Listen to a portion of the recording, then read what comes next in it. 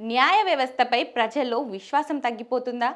కొందరు న్యాయమూర్తులు వ్యవహరిస్తున్న తీరు విమర్శలకు గురి కావడంతో ఆ ప్రభావం న్యాయ వ్యవస్థపై చూపిస్తుంది. ఈ విషయాన్ని స్వయంగా సుప్రీంకోర్టు ప్రధాన న్యాయమూర్తి సైతం అంగీకరించారు. ఇక అవినీతి, దుష్ప్రవర్తన ఘటనల వల్ల న్యాయ వ్యవస్థపై ప్రజల్లో ప్రతికూల ప్రభావం పడుతుందని సుప్రీంకోర్టు ప్రధాన న్యాయమూర్తి జస్టిస్ బిఆర్ గవయ్ అన్నారు.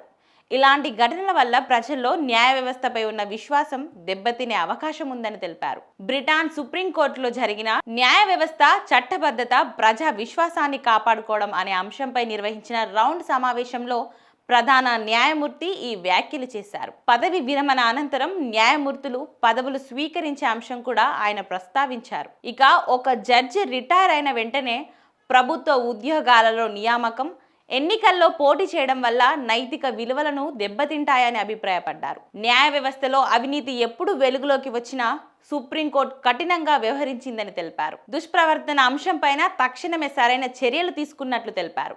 చట్టబద్ధత, విశ్వాసం అనేవి ఆదేశాలు ఇవ్వడం ద్వారా రావని, కోర్టు పనితీరు వల్ల లభిస్తాయని సీజే జస్టిస్ గవయ్ తెలిపారు. ప్రతి వ్యవస్థ ఎంత దృఢంగా ఉన్నా కొన్ని దుష్ప్రవర్తనలు, అవినీతి జరుగుతుందన్నారు. విచారకరమైన విషయం ఏంటంటే అది న్యాయ వ్యవస్థలోనూ ఇలాంటి ఘటనలు జరుగుతున్నాయని విచారం వ్యక్తం చేశారు.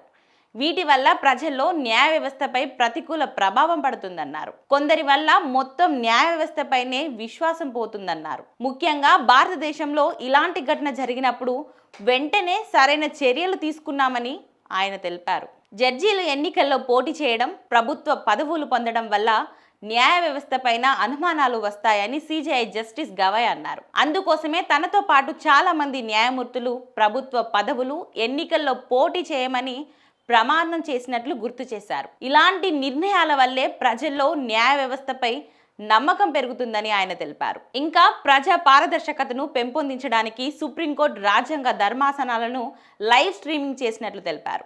ప్రజలకు జవాబుదారీగా ఉండేందుకు న్యాయమూర్తుల వివరాలను వెబ్సైట్లో బహిరంగ ఉంచామని ఆయన తెలిపారు.